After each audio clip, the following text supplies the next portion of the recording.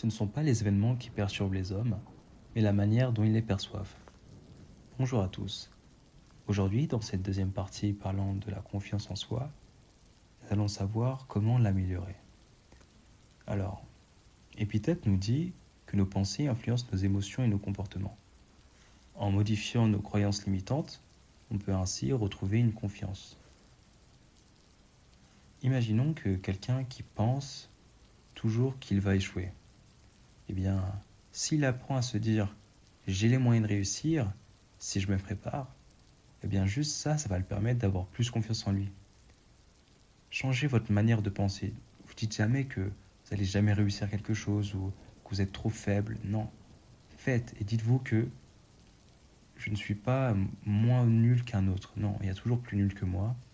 Et même focalisez toujours sur vous-même. Les autres avancent à un rythme, vous avancez à un autre rythme. Alors, Nathaniel Brandon, psychothérapeute spécialiste de l'estime de soi, nous dit que ce que nous pensons de nous-mêmes détermine ce que nous osons accomplir. En gros, ce qu'il dit, c'est que la confiance ouvre la voie à l'action. Une bonne image de soi permet de relever des défis. Exemple. Une personne qui croit en sa valeur postule à un emploi ambitieux et le décroche grâce à son assurance. C'est en voulant toucher la lune ou les étoiles qu'on s'approche de notre objectif. Toujours viser plus haut que vous pouvez. Si vous mettez aucune limite, aucune barrière, vous arriverez à faire des choses qui dépassent votre imagination. Toujours y aller avec une confiance forte. Et c'est en ayant confiance en vous, c'est en vous aimant, vous, que vous allez apprendre à avoir confiance en vous. Aimez-vous. Vous devez être la personne en fait qui vous aime le plus. Vous pouvez aimer vos parents, vos amis, vos frères et sœurs, vos enfants.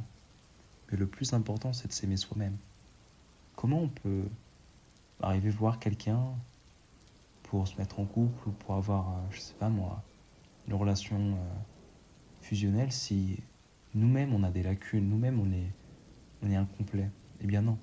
D'abord faites un travail sur vous, apprenez à vous connaître, apprenez à vous aimer. Et dès lors que vous accomplissiez déjà cela, dépassez vos limites. Allez toujours plus loin. Ne vous mettiez jamais aucune limite. Et si des gens vous mettent des limites, eh bien ne traînez plus avec ces gens-là. Dépassez tout ça. Franchissez la ligne d'arrivée. Vous pouvez le faire. Merci de m'avoir écouté.